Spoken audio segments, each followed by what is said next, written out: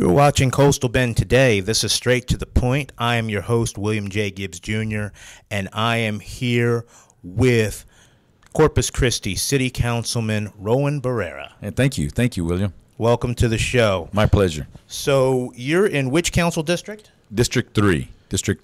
And where is that district exactly? Oh, it's a broad area. It runs all the way to the outskirts of town of the airport. It comes up, a portion of 44 all the way to Airport Road. Then it meanders in somewhere through Horn Road, gets to Ayers. When it gets to Ayers, it goes up Mansheim. And then from that standpoint, when you get to Weber, when you get to Castores, then it goes to McArdle. Then when you get to Weber, it goes to SPID all the way out to Airline, turns back around Holly at Everhart, and then Everhart to Saratoga, and then Saratoga out to Weber, and then all the way out of town. So it covers Carroll, Moody High School, West Oso, and some of the more western side of the community. So almost going down toward Robstown. Yeah, it borders on, the outskirts of town that would head out towards Robstown. Yeah, right by the airport, LNF Distributors also, those people, that group out there. Yeah. So now tell me more about you. Okay, I was born and raised here. I lived here all but 4 years of my life. I joke around. I was lucky enough to lose my job back in 92. So 93, I came back to Corpus Christi, got involved, started getting involved with the community maybe 95. So been involved with the community over 20 years, served on several boards and commissions. I served on the Transit Authority Board here. They're called the RTA, the Corpus Christi Regional Transportation Authority. I served there for 8 years. I was chairman for 2 of those. I've served for my industry. I serve on a state board, on a national board. I'm in the insurance business, on the employee benefits and life side, what have you. I've served as the chairman of the Texas Association of Mexican American Chambers of Commerce. I've been a state chair for a political action committee for the Association of Insurance and Financial Advisors. One of the things I'm most proud of is I served as president of the board of the Children's Advocacy Center, and that's an organization that provides support to children that have been victims of physical abuse, sexual abuse, witnesses to violent crime. I went to them at a very, very tough time. They had indebted to the IRS. As a board member, you're liable if those payments aren't made. So it was very difficult to get somebody on that board. But when I left, when my term ended, IRS was paid in full, and they're in a new building today.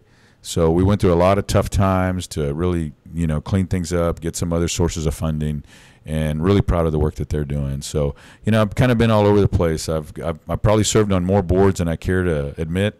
I need to go to a Nancy Reagan Just Say No rally, but, I just love serving the community. I love Corpus Christi. It's been my passion to serve, Well, it sounds like you're not one who shies away from hard work. So what do you think now? You're already a little more than a week into the new term, but what are the first 100 days of your new term? What do you think they're going to look like? Well, it's already been, like I tell you when we first got in here, like drinking from the fire hose. I think the most important thing that we need to do right now is hire a good city manager. At the end of the month, we're going on a retreat basically here in town. We're going to have a retreat basically to set the vision of what we expect for these next 2 years, things that we want to work on. Some issues that are very important are, our public safety. Our police department has not seen an increase in personnel, I'd say, the last 20 years. There were some statistics that recently came out that Corpus Christi exceeds the national average in crime. And so we need to address that so that way we can ensure that we have a safe community.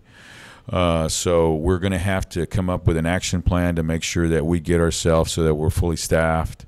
We're going to have to really address some of the inefficiencies we've had.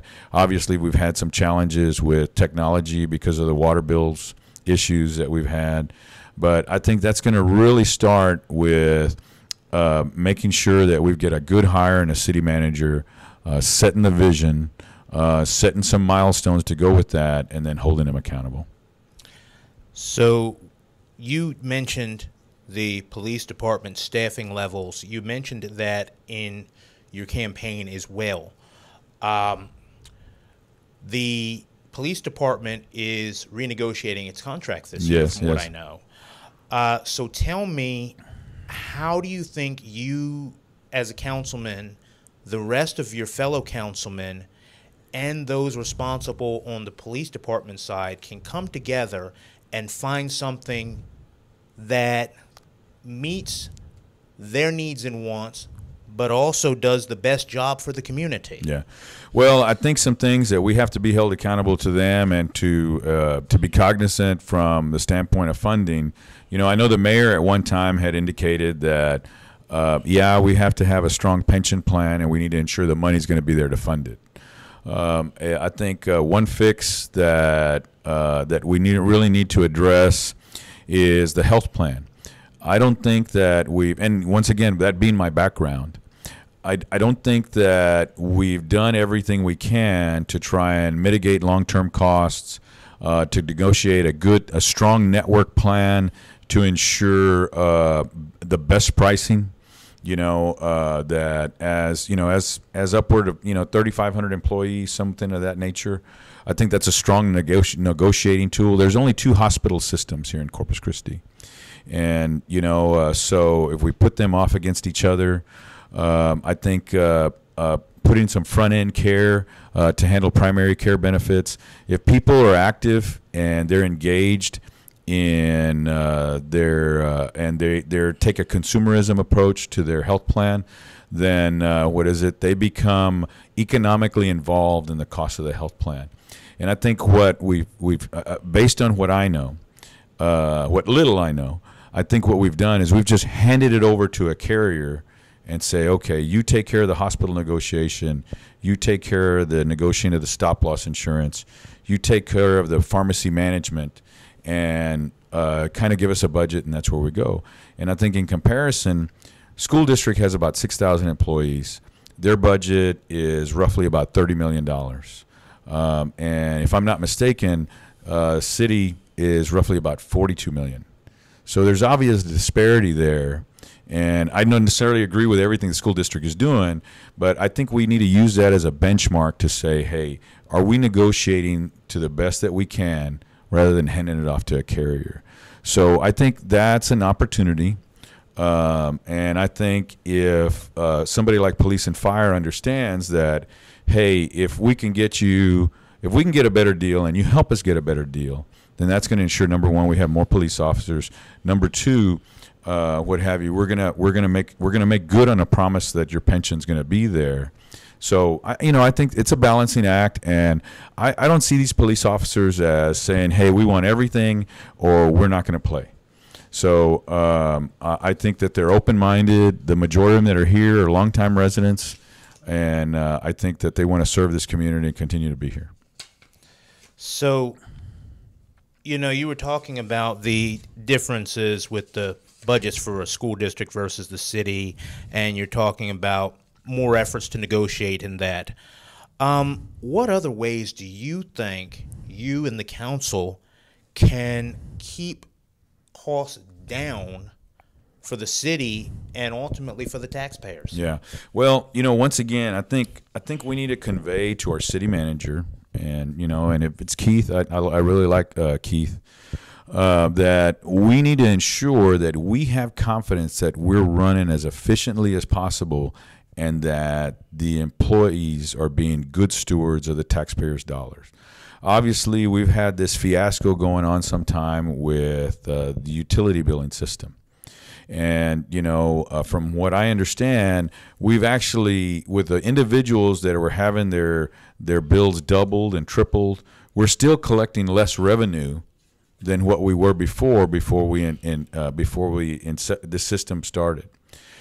So the city, prior to my coming along, has hired another consultant, just basically to find out where all the challenges are. And from what I understand, has been very productive to be able to, once again, be more efficient, ensure that we're getting the revenue that the reason why we paid for this, to be more efficient, to get the revenue that we're supposed to get, as well as not overbilling.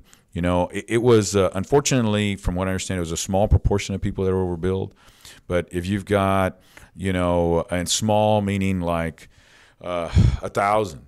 But 1,000 people that are getting billed double and triple, that's going to be an open wound to create a political nightmare, and it's something that we have to manage.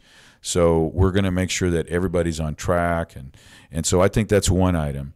You know, once again, like I said, I think being open-minded on the things, on the suggestions that maybe that we have over the health plan. I think right now the city, our citizens. With regard to streets, our citizens overwhelmingly supported all the bond measures, which means they're willing to invest in the community.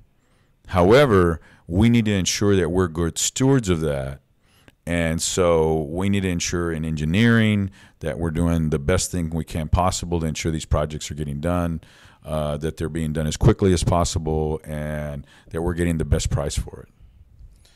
So another thing that's an issue for the city, you mentioned about the utility billing and the errors with the water, but also safe, reliable, long-term sources of drinking water itself. Because if the city does not have decent water, not only does the city grow, but it shrinks. Yeah. Because if you can't live without water. Yeah, absolutely. So how will you make sure that the council continues to provide safe, reliable drinking water sources now and into the future so that the city can keep growing? Yeah.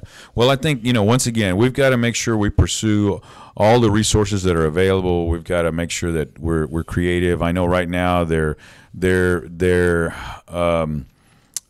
at desal, you know, or we're looking at desal, I should say, because I'm a member of the team now since Tuesday. And, you know, although personally I think the technology is very expensive today, I think another thing that we need to do is not always look at, from a conservation standpoint, that we need to be thinking conservation all the time.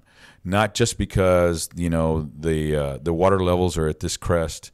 So at this point, then, we must ensure that we're cutting back. So I think we need to be more conscientious and convey that to the community that, you know, obviously, you know, a lot of our a lot of the economic impact of industry, and they've got to have water. So we've got to look at it on a long-term plan to say, okay, this is we've got to manage this conservate. We've got to be able to be to conserve our water on a regular basis, not just because, hey, you know what, lake levels are high, so, you know, water your grass anytime, you know, or wherever the case is. And I think we also need to monitor those levels and just have a long-term plan, which I don't know. I haven't seen that we have a strong one in place as of yet, other than we're just exploring. So another thing that you mentioned is your RTA background. You, having been on the board 8 years, you probably have a fair grasp of how that system works and how the city's other forms of transportation work together to create one transportation system. Do you think that currently Corpus Christi's transportation system is effective and sufficient enough to meet the needs of the city, and how would you improve it? Well, the first answer is no. I really don't think that we're there. What have you? I think a couple of things are we need to be more pedestrian friendly. You know, right now we've got a big issue facing us is the scooters. You know, the scooters, I think, hopefully we don't become big bureaucrats now, because we looked just this Tuesday with regard to entering into an arrangement with the providers to be able to charge a fee to utilize the right-of-way. You know, so that way we can utilize that money for infrastructure improvements or whatever the case is. But my challenge is, and some of the questions I asked, is that we need to address safety and we need to address a pedestrian-friendly environment. And so I don't think that we've worked closely enough with our MPO, our Metropolitan Planning Organization, to ensure that we're working together with the transit authority, working together with having bicycle mobility, working together to have a more pedestrian friendly community is a safer community because more people are outside. If we just provide an environment where we get in our cars and we go park at our destination, then number one, parking is a waste of real estate. Okay, but it's a necessity because of the amount of cars that we have, what have you. So if we were to have a better public transportation system that's easy to use, it's just very difficult because when the system was incepted, I guess almost 40 years ago, maybe 35 years ago, you had a community that said, hey, we need to have its own system. And we want to go out to the rural areas to ensure somebody from Bishop could come to Corpus Christi, somebody from Port Aransas. And that's very expensive. Corpus Christi, the Regional Transportation Authority covers about 800 square miles. And to give you an example, Dallas system is only 700 square miles. So part of that is because there's more population density. So the system's more efficient because people are closer to each other. They charge a lot more, about almost twice as much, about $1 more. We get about half a cent of every sales tax goes to help fund the RTA. In Dallas, it's a full penny. So you're able to have a more robust system that provides more public transportation. Of course, they've got rail, and then that's funded a different way. And I'm not saying we turn into a Dallas, but I'm just saying that we need to look at it more from a global perspective to be able to move everybody.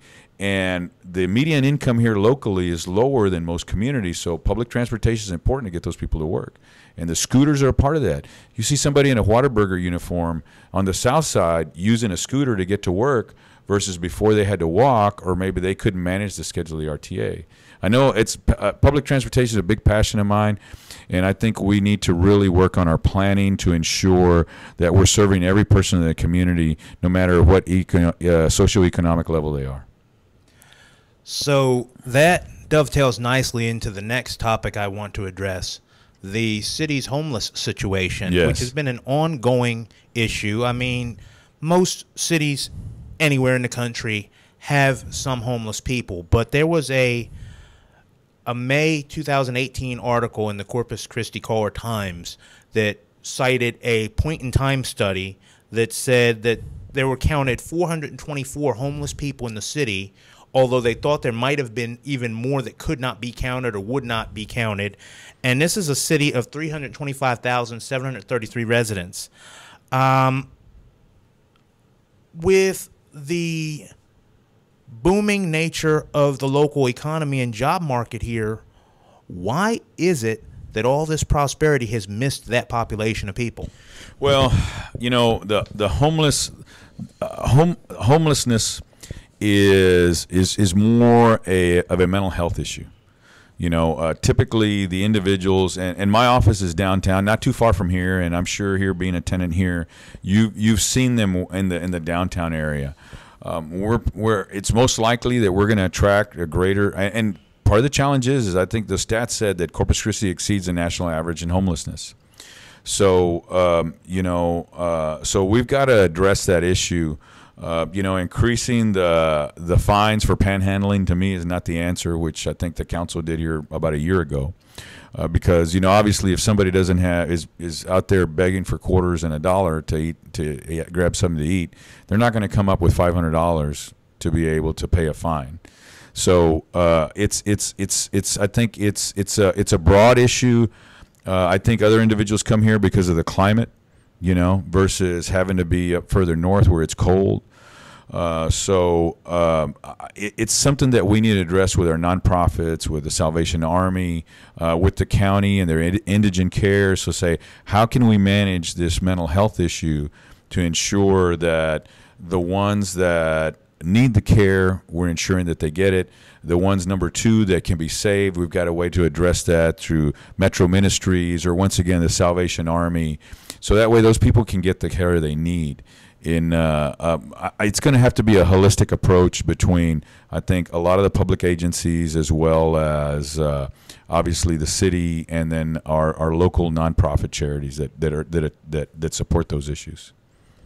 Now, one of the proposals that they have been talking about for a little while here, as far as helping to ease the homeless situation, is to set up a community of tiny houses similar to the way they did in Austin.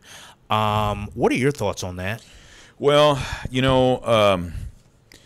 on the surface, I haven't seen the success that they've had in Austin.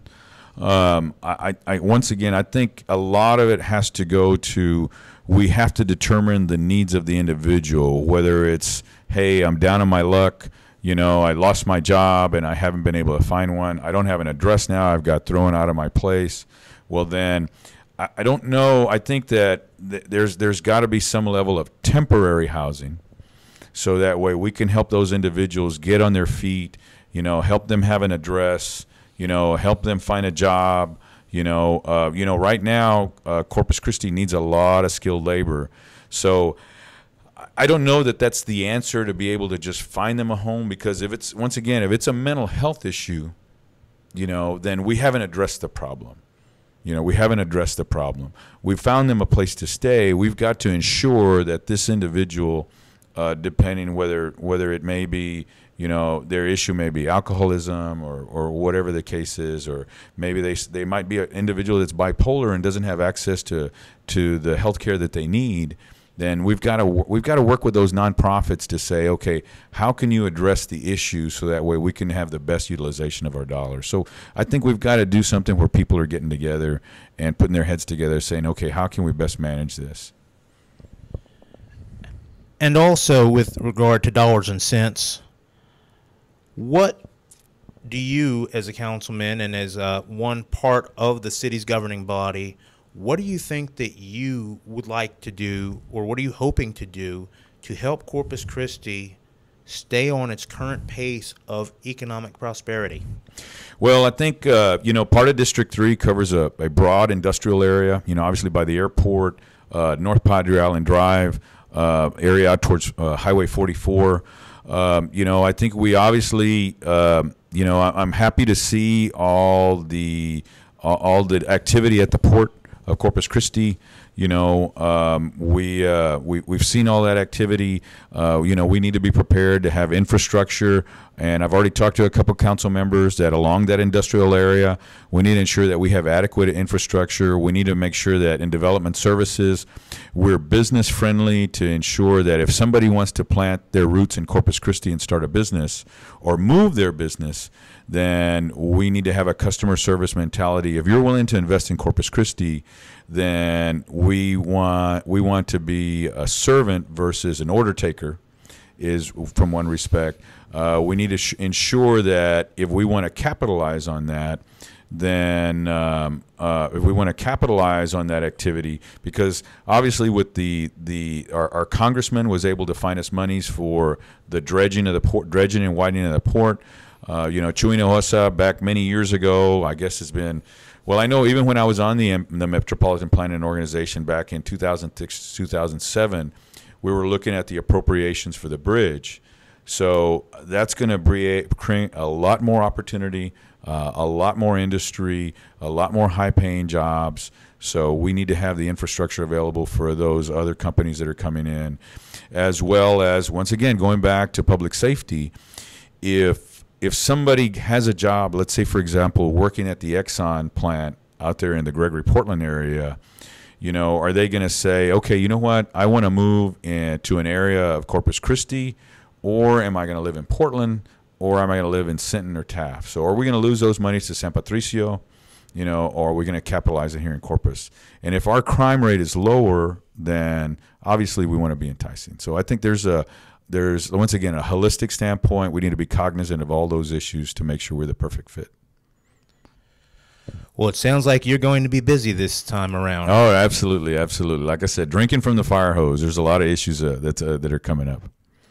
Well, thank you for taking a moment to share with us what you're planning on doing here for your citizens in District 3.